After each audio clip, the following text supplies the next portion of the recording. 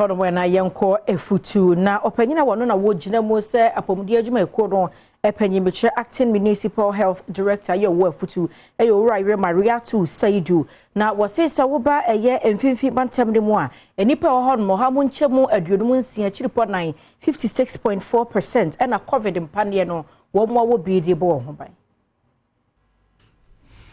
Maria to Saidu ena ehwe kire se mensini panyi kwankyerefo hwe apomuden hu nsam so ewa afutu mensini ni mu na wodane di se mensini na ebo ne homoden se obematemamufo ha mu nchichemu adoso mienu covid bimbo panie ni bi se de be ya wobetumi atu yare na se krakra afri mensini ni mu mami ene amane boni enkomotwetwe mu no wode to Ghana fo nyina wombo covid-19 bimbo panie ni bi se omna wono ma yare sabia hono na womme wo sabe obetumi abo won ho ban afri yare no.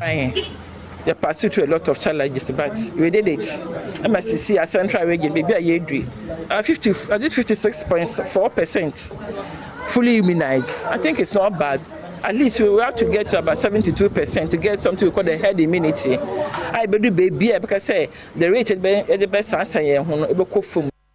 Mensini krachefo a wonum ewo Gomua West efutu ene Gomua East ebo apomuden adwuma efo ya baso se aba covid-19 yare no to etise no otu won hu si honum a wo bo manfo ho ban no chede bakara wiaje ni na covid-19 Ghana na yezi nkonyimpa o yimpa kurumpo wa oya asam na mo mehwe yimpa pepe wo wu na hwe Ghana wona wo wu na no chede Ghana ya apomuden fo wo ye adwuma kase nyankopon onhira ho the Yarban no anya da other form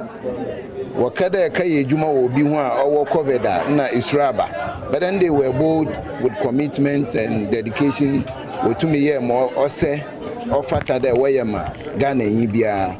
wono mo a wonya abasobodi ani bie no e de nsem bito yamane boni ani edwuma mu kra untimi nko family wo aye se onko a ko baby na wotina ntina ye ni family nyank town die ntina ema onko wo feel happy. The service to country is the ultimate a man can achieve. And as a president, or my achieve, let me bow about so then you know that yes, you are really on the right path in life. We are grateful to His Excellency the President and now the down for Kufuor.